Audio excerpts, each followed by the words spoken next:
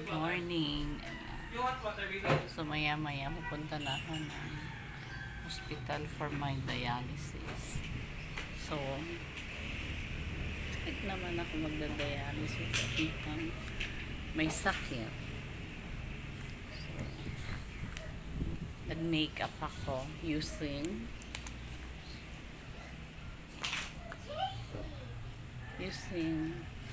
U2O eyeliner. So, ito yung ginamit ko.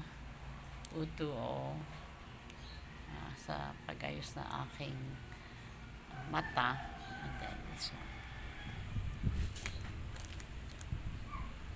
And then, sa mukha ko naman ay Jimelan. I use Jimelan for my face. Ayan, kita nyo. Ang ganda, no? Hindi pa ako nanunuklay niyan. Inayos ko lang yung hair ko.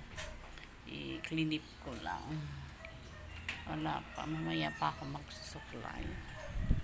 And I wear earrings.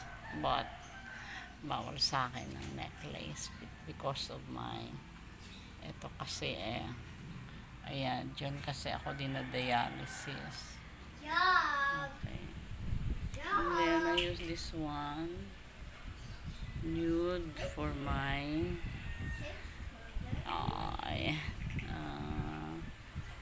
cheek ko. And then I use this eyeliner. No. Eyebrow for my brow. And then also my nose. Ayan. Ito naman yung panglinis ko ng face. Ayan. Kasi Honey Peach Cleansing Toner. Ito yung panglinis ko sa mukha.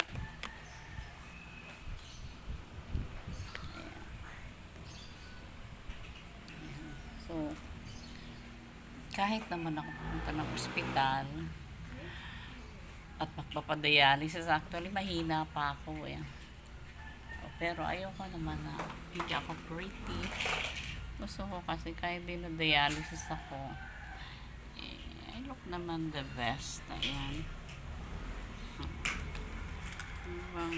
Para lang ako mag-uopisina. Pretty. Actually,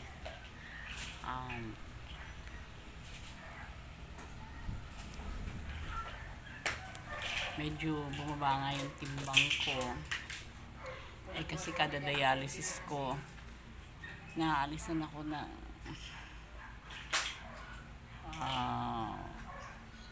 kilo ata yun 1 kilo or 2 kilos.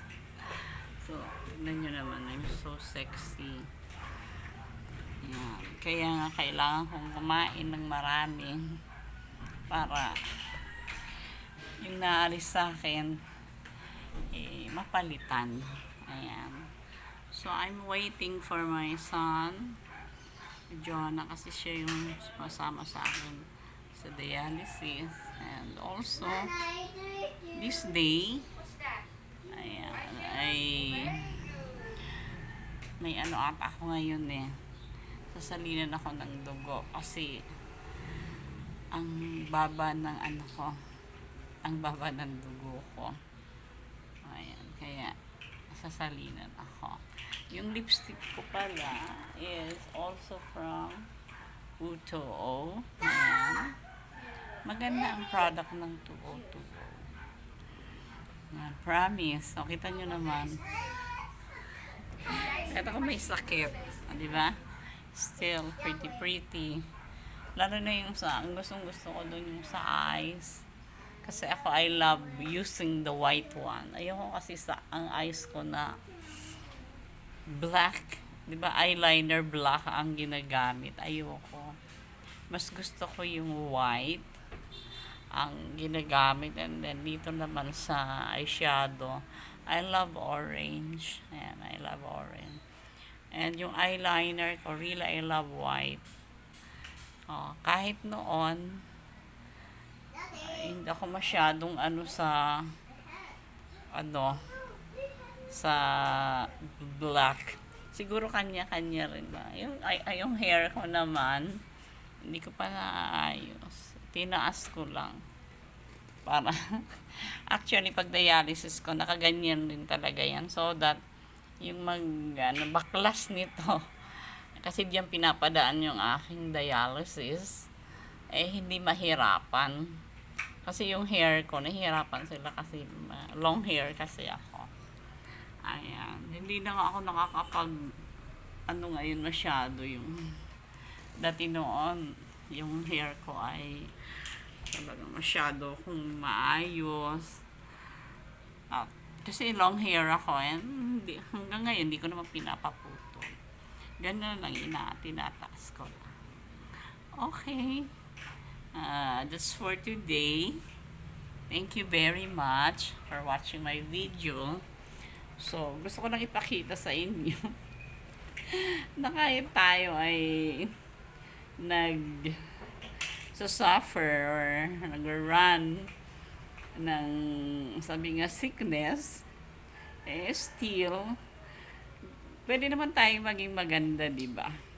Ayoko naman kasi nung may sakit na nga ako, tapos pag-aharap ako sa tao, mukhang may sakit, diba? Maaawa. Ayoko na naawa yung mga tao sa akin. Gusto ko at the same time, really I miss you guys. Hindi na ako nakakapag live ngayon kasi hindi pa ako makakanta. Medyo pa ako nito, naaasiwa pa ako. Pag natanggal na to at nalipat na sa braso ko, so makakapag live na ako. So wait lang ha. Kita nyo naman, yung pagsasalita ko medyo Thank you very much. At salamat sa Panginoon kasi unti-unti binabalik niya yung lakas ko. At thank you sa healing na ibinibigay ng Panginoon. At salamat rin sa pagsubaybay niyo sa akin. Sabi nga, thank you at may sakit ako, magaling ako. Ay, sinusubaybayan niyo ako. And I like to praise the Lord. At sana pagpalain kayo ng Panginoon. Thank you. Bye.